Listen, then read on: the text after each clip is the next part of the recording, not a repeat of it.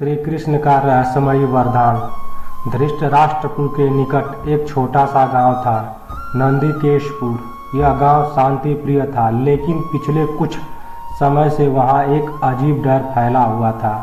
हर पूर्णिमा की रात गांव से कोई न कोई व्यक्ति गायब हो जाता था।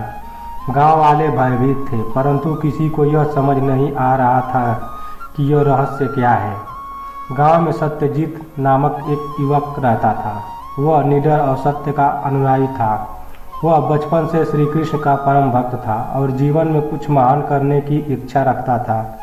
जब गांव में अजीब घटनाएं बढ़ने लगी तो सत्यजीत ने निश्चय किया कि वह इस रहस्य का समाधान करेगा।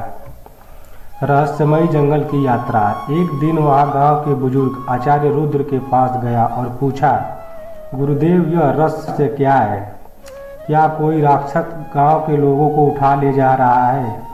आचार्य ने गहरी सांस ली और बोले, यह कोई साधारण घटना नहीं है। गांव के पास का जंगल तमसवन कहलाता है। प्राचीन कथाओं के अनुसार वहां कोई दिव्य शक्ति छिपी है। जो भी उस शक्ति को पाने की इच्छा करता है वह गायब हो जाता है। सत्यजीत ने बिना किसी भय के कहा, तो मैं इस रहस्य को सुलझाने के लिए जंगल में जाऊंगा। तमस वन में छिपा रहस्य। रात के समय सत्यजीत ने धनुष और तीर के साथ तमस वन की ओर प्रस्थान किया। जैसे ही उसने जंगल में कदम रखा, उसे वहां एक विचित्र नील रंग की रोशनी दिखी। वह रोशनी एक गुफा से आ रही थी।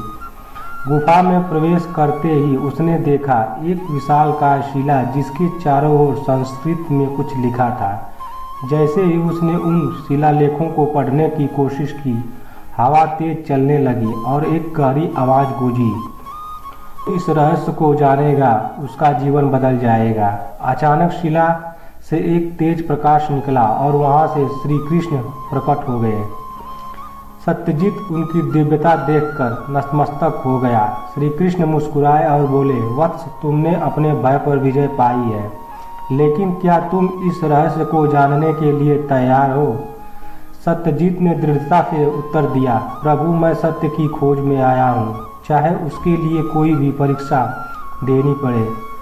श्री कृष्ण ने कहा, तो सुनो, इस शिला के नीचे एक दिव्य खजाना है, परंतु उसे पाने के लिए तुम्हें 3 प्रश्नों के उत्तर देने होंगे। यदि तुम गलत उत्तर दोगे तो यह गुफा हमेशा के लिए बंद हो जाएगी। सत्यजीत ने सहमति में सिर हिलाया। 3 प्रश्नों की परीक्षा। पहला प्रश्न, श्री कृष्ण ने पूछा, संसार में सबसे बड़ी शक्ति क्या है?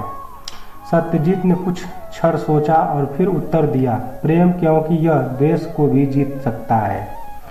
श्री कृष्ण प्रसन्न हुए और बोले, तुम्हारा उत्तर सही है। दूसरा प्रश्न, एक राजा और एक सेवक में क्या अंतर है? सत्यजीत मुस्कुराया और कहा, जो अपने अहंकार को त्याग कर सेवा करे वही सच्चा राजा है, और जो केवल अपने स्वार्थ की चिंता करे वह सच्चा सेवक नहीं है। श्री कृष्ण ने सिर हिलाया, यह भी सही उत्तर है। तीसरा और अंतिम प्रश्न, सच्ची विजय किसकी होती है? सत्यजीत ने बिना सोचे उत्तर दिया, जो अपने भीतर के भय और मोह को हरा दे वही सच्चा विजेता होता है। श्री कृष्ण हंस पड़े, वत्स, तुमने तीनों प्रश्नों के सही उत्तर दिए, अब तुम्हें तुम्हारा वरदान मिलेगा। श्री कृष्ण ने शिला पर अपना दिव्य स्पर्श किया और वह शिला स्वयं हट गई। उसके नीचे एक दिव्य मणि थी, जिसे देखकर सत्यजीत आश्चर्य में पड़ गया। श्री कृष्ण बोले, यह ज्ञान मणि है, जो भी इसे प्राप्त करता है वह सच्चे ज्ञान को पा लेता है। इस मणि की शक्ति से तुम्हें संसार का सच्चा ज्ञान प्राप्त होगा, लेकिन याद रखना, इसका प्रयोग केवल भलाई के लिए करना। सत्यजीत ने भाव विभोर होकर श्री कृष्ण को प्रणाम किया।